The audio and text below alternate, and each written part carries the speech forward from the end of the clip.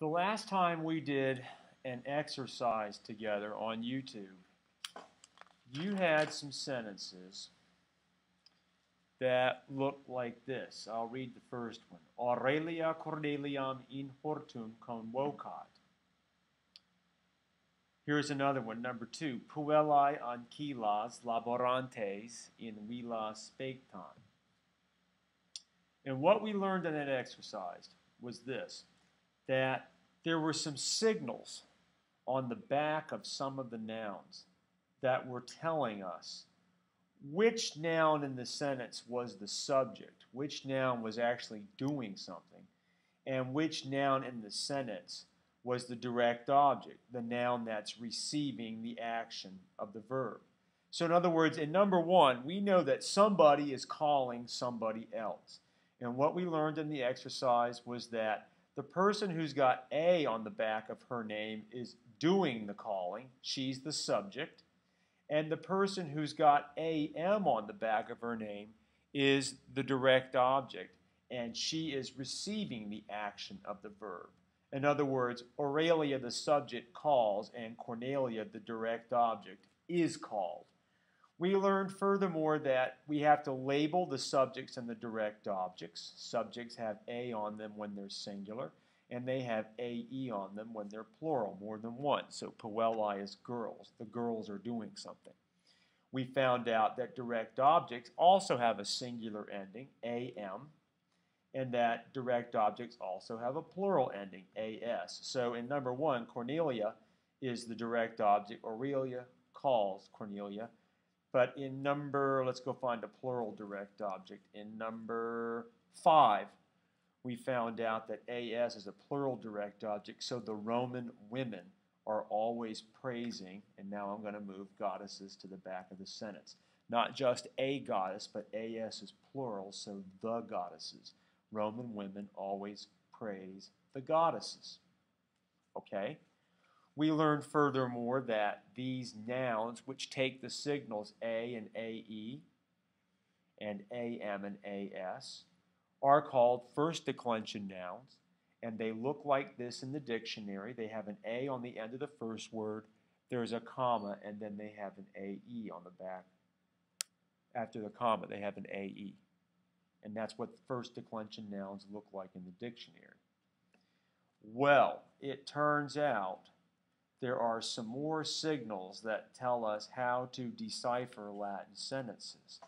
So I'm going to turn the page, and I've got a new exercise for you. It's got 10 sentences, and the first thing I'm going to do is I'm going to lower the magnification a little bit so I can try to squeeze more of these sentences onto the page at once. And it looks like I've succeeded with that. So you can see the first sentence says Dominus servum reprehendi. The second sentence says servi puerum in silvis petunt, and so forth. And there are a total of 10. Now, I'm going to have you copy these 10 sentences, and I'm not always going to have you copy the sentences, but this time I am, because it's the first time we've dealt with some of these new signals.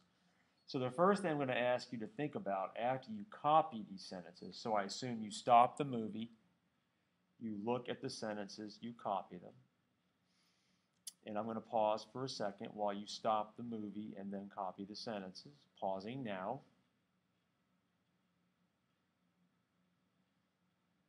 Okay, now I'm picking it back up. I assume you've just copied the 10 sentences. The first thing I have to apologize for is a lot of these words are not flashcard words. I know it. They should be available to you in the dictionary for the textbook, Ecce Romani. I think I've stuck to the book's vocabulary, but I know you're going to have to look some words up, so sorry about that. But it was the only way I could build this exercise, by using some vocabulary we didn't know. First thing I'd like you to think about is when I look at the sentences, I'm seeing some signals that maybe I haven't noticed before. Or maybe the better way to put it is this. Compared with the last exercise, I'm not seeing some stuff. So look at sentence 1, Dominus servum reprehendit. And when I look at that sentence, my first thought as a student is, if I go back to the previous exercise, I'm wondering, where the heck are all the words that end in A? Like Aurelia and Cornelium ending in an AM, or Puelli in an AE, or number 3 on Kelam ending in AM. Where are all my endings from the first declension? What happened to the A, AE, AM, and AS? Well, it turns out there's another declension, and the declension we're going to be working with in this exercise is the second declension. Let me give you an example of a second declension word. I think servum is a word you know, slave. Maybe not, but anyway, I'll write it. Servum looks like this in the dictionary. It's got a US at the end of the first word. There's a comma and there's an I. And if you see this pattern of US followed by I, you're looking at what we called a second declension noun.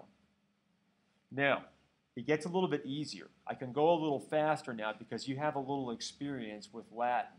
If first declension nouns have signals that tell me where the subject is, singular and plural, or have signals that tell me which word is functioning as a direct object, AM and AS, then it stands to reason that second declension nouns are also going to have signals that tell me where the subjects are and where the direct objects are. So here we go.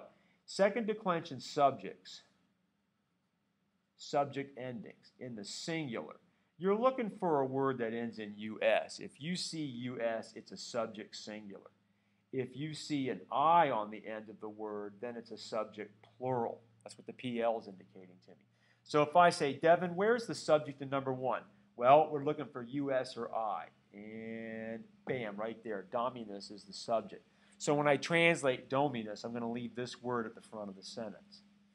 Now, I'm in a new declension, second declension. It looks like this in the dictionary. First word's got US on the back of it, followed by an I. Mr. Darden, are there special endings that tell me where the second declension direct objects are? Yes. You probably could guess. In number 1, where's the direct object? I bet you're going to tell me UM, and you're right. UM is a direct object singular. Let me ask you to guess what the direct object plural might be. Here is a hint.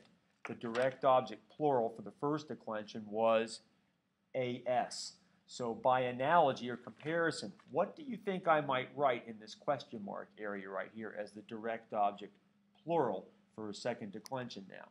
You go look around the sentences for a minute. Take a look at number 3. Do you see an ending you haven't seen before? I'm betting yes, and I'm betting you've identified the OS. And OS is going to tell me direct object plural. Yes, I put a hat over it, like I put a hat over the I in the subject plural. All right, so OS is a direct object plural. I'm going to write DO right here, and I'm going to write PL. You know from our previous exercise that if a word's a DO, I'm going to push it all the way to the back of the sentence before I translate the sentence. I'm going to leave the subject where it is, and I'm going to push the DO to the back. So I'm coming over to number 1. I've labeled the subject. I see this UM right here, and I know UM is a direct object. So this is why I'm going to push servum to the back of the sentence before I translate. And when you look the words up, you're going to find out that Dominus means the master. So I'm going to write the master. I got to go get my verb. My verb is right here, reprehendit. When you look it up, you'll find out it means scolds. And servum is at the end because it's a direct object with the UM on the back. The master scolds the slave. So all you're doing in this exercise is you're looking for the subjects, US or I. You're labeling them. You're looking for the direct objects, UM and OS. You're labeling them. You're pushing the direct object with an arrow to the back of the sentence. And then you're translating the sentence into English. Watch out. Subjects can be at the back of a sentence.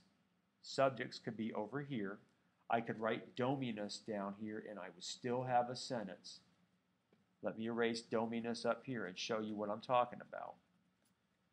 If the sentence had said, servum reprehendit Davus, the US tells me subject. The subject had been way down here, I would have moved it back. I'll use a broken line to indicate the arc of this path. The subject starts out at the back, I just move it back up to the front. That can happen, watch out for that.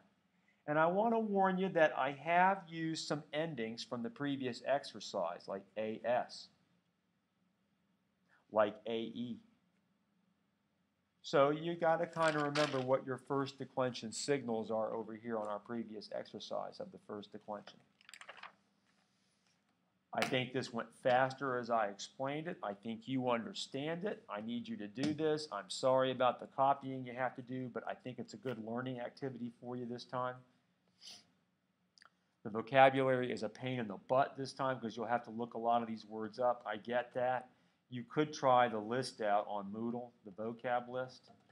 You could alphabetize them. I bet most of this vocabulary comes between words 1 and 140, but I did have to use some vocab that you don't know. All of these words, without exception, are in the back of your textbook. Okay? I'm not sure I gave you the directions. Here are the directions. I'll write them. Directions. Here goes my pencil tip.